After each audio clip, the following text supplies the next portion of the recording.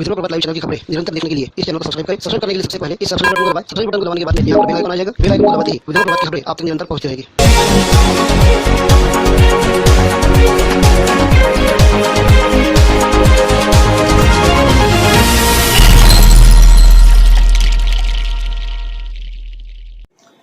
नमस्कार, मैं शैलेंद्र सिंह राठौड़ और आप देख रहे हैं विद्रोह प्रभात लाइव।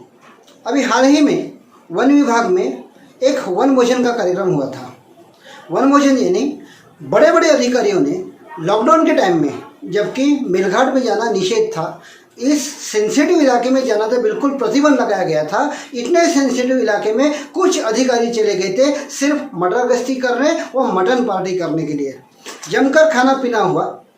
यहाँ पर यह कारनामा करने वाले यहाँ के जवाबदार अधिकारी थे, जिन पर कायदा सुव्यवस्था की पूरी जिम्मेदारी दी गई थी। भोजन की चर्चा आज मंत्रालय तक पहुँच गई, जिसके बाद में वन मंत्री इन्होंने इसकी दखल ले डाली और अभी ये जांच का विषय चल रहा है। लेकिन यहाँ पर इस वक्त एक चर्चा जोरों पर चल रही थी कि मेलघाट के विधायक राजकुमार पटेल, इन्होंने इसमें कुछ खास दिलचस्पी बता डाली थी, क्योंकि एक तरफ वन विभाग टारगेट हो रहा था। जाहिर सी बात है, वन विभाग में बहुत सारी मलाई मिल सकती थी। लोगों में चर्चा तो यहाँ तक थी कि वन विभाग से इस बारे में कुछ मोटी रकम की राशि मांगी गई थी। अभी ये कारनामा खत्म नहीं होता तो अभी यहाँ पर एक दिन पहले ही नया कारनामा हमें देखने को मिल गया। मेलघाट के कुछ जानवरों को, जिसमें भैंसें और गाय थी, कुछ जानवरों को वन विभाग के अधिकारियों ने जब्त कर लिया था। उनका ये कहना था कि ये मवेशी उनके इलाके में चल रहे थे। इन्हें अपने ताबे में लेकर यहाँ पर परतवाड़ा के सिपना कार्यालय में लाया गया। यहाँ पर लाने के बाद में ये जानवर 1 तारीख से बंद थे, 1 तारीख से यहाँ पर जानवर बंद थे। लेकिन हलचल तो उस वक्त मच गई जब इन जानवर में से एक भैंस, इसकी यहाँ पर मौत हो गई।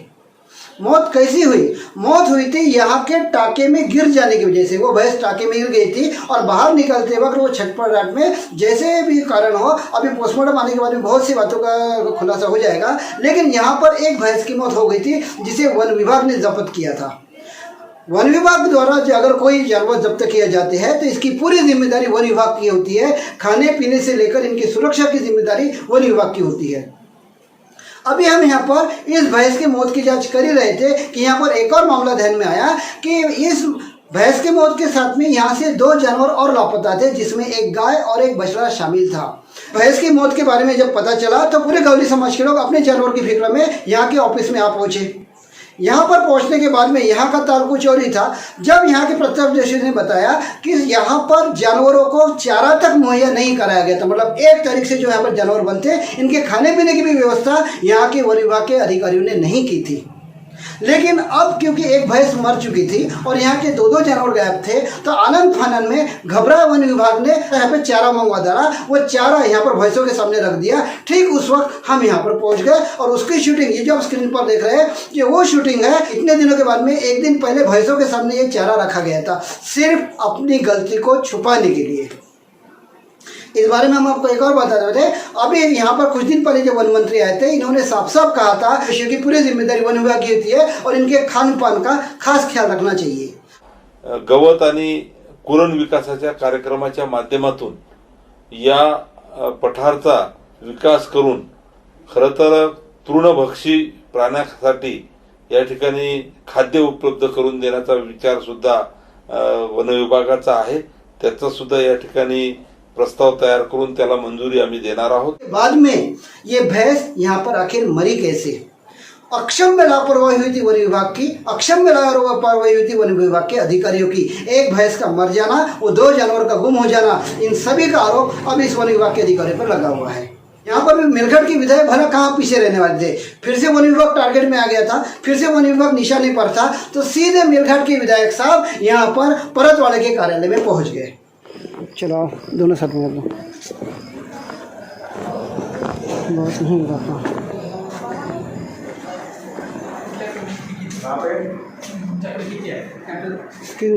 ये मैटर नहीं, आपको वाइट लगेगी मुझे।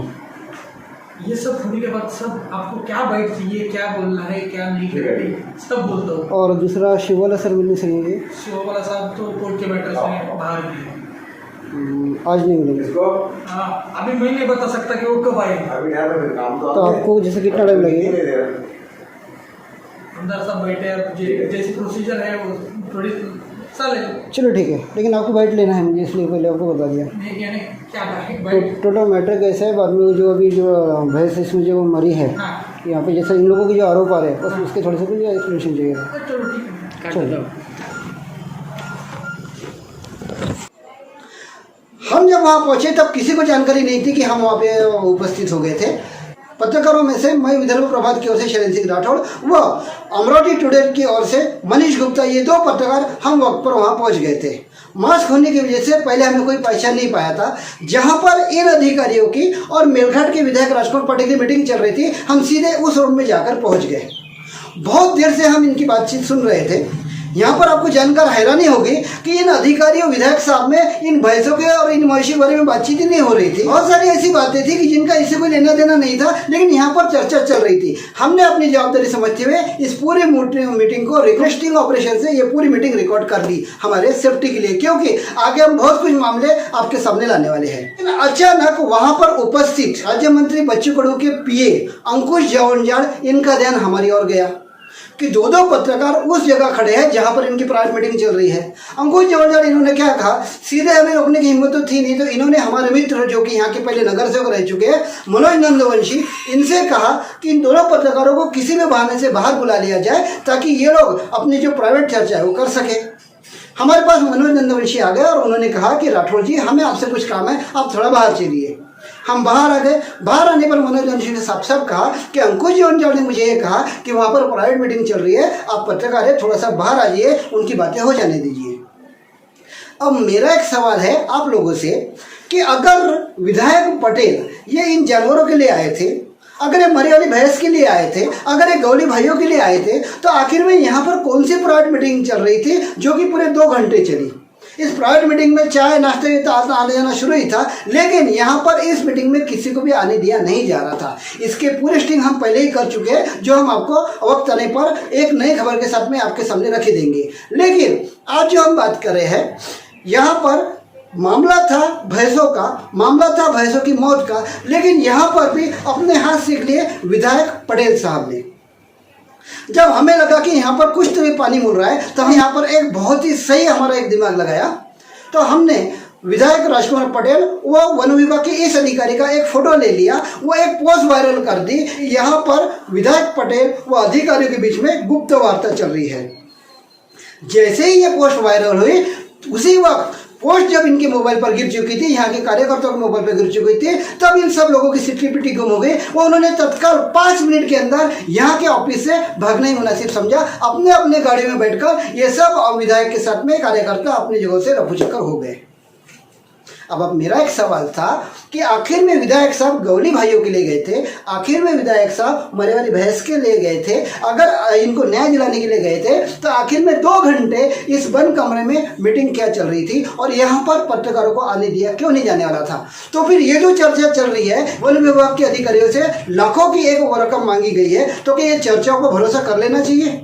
अभी हम इस बारे में साफ साफ नहीं बोलेंगे क्योंकि ये तो लोगों के बीच में चर्चा चल रही है, लेकिन बार बार राजकुमार पटेल का इस तरीके से हर प्रकरण में आ जाना, वह अधिकारियों से 2-2 घंटे इस तरह से अकेले में गुप्त वार्ता करना, क्या आपको भी नहीं लगता कि यहाँ पर पानी मुड़ रहा है? तो इसी तरीके के खबरों के साथ में हम आपसे आगे भी मिलते रहेंगे। तब तक के लिए दीजिए नमस्कार।